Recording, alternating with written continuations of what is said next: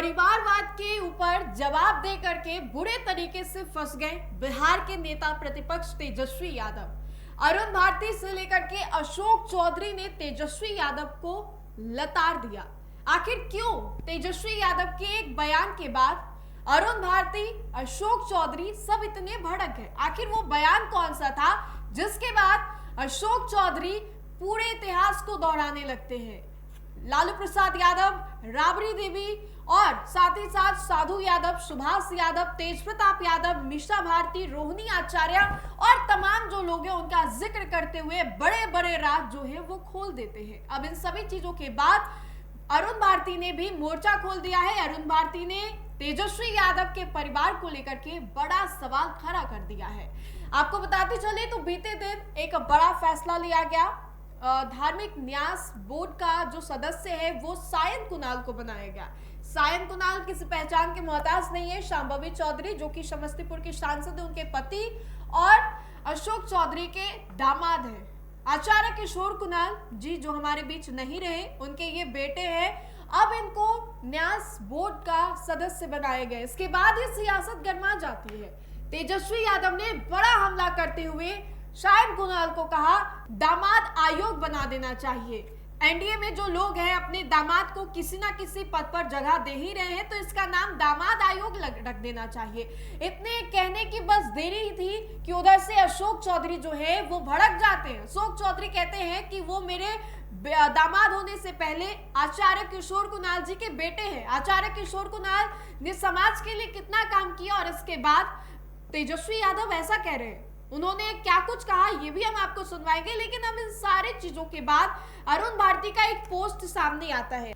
अब ऐसे में अरुण भारती ने एक पोस्ट किया जिसमें कि उन्होंने कहा कि आप अपनी नौवीं फेल वाला जो ज्ञान है वो क्यों बांट रहे हैं। नौवीं फेल तेजस्वी यादव को बोलते हुए उन्होंने कहा कि आप अपना नौवीं फेल वाला ये ज्ञान जो है क्यों बांट रहे, किसी को इसकी जरूरत नहीं है। उन्होंने साफ तौर पे ये भी कहा है कि ये लोग बहुजन को वोट के लिए इस्तेमाल करते हैं और सत्ता को नोट के लिए इस्तेमाल करते हैं। सुबह सुबह ये जो पोस्ट है वो सामने आया है। अरुण भारती के द्वारा तेजस्वी यादव पर ये बड़ा हमला किया गया है।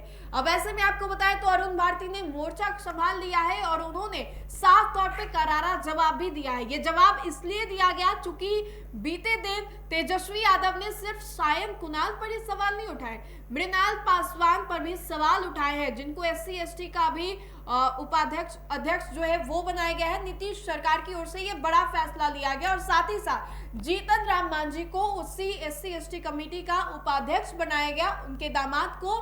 तो ये देखते हुए तेजस्वी यादव ने बड़ा हमला किया है चिराग पासवान के परिवार के ऊपर और साथ ही साथ जीतन राम मांझी के परिवार के ऊपर, अशोक चौधरी के दामाद के ऊपर और सभी चीजों को लेकर के तेजस्वी यादव ने कहा कि जब सभी के दामाद को कोई ना कोई पद दिया ही जा रहा है तो इसका नाम दामाद आयोग क्यों नहीं रख देना चाहिए। सब अपना ही मेवा खा रहे हैं, अपने ही सरकार को जैसे तैसे करके इस्तेमाल कर रहे हैं और सब जो है सरकार का मेवा खाने में लगे हुए हैं। इसको लेकर के अशोक चौधरी ने मोर्चा तो खोला ही खोला, लेकिन अब इसको लेकर के अरुण भारती का ये पोस्ट सामने आया है।